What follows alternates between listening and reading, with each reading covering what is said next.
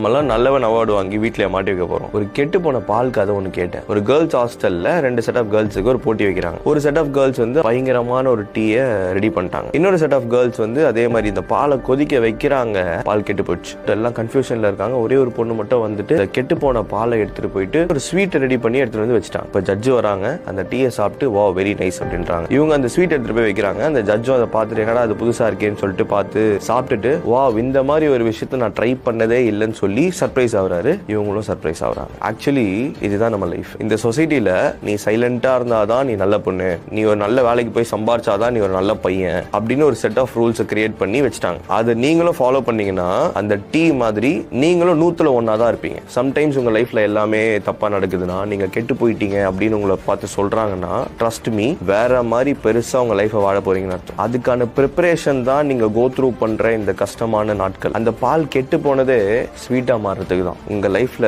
Problems வருது நீங்க successful ஆகிறதுக்கு தான்.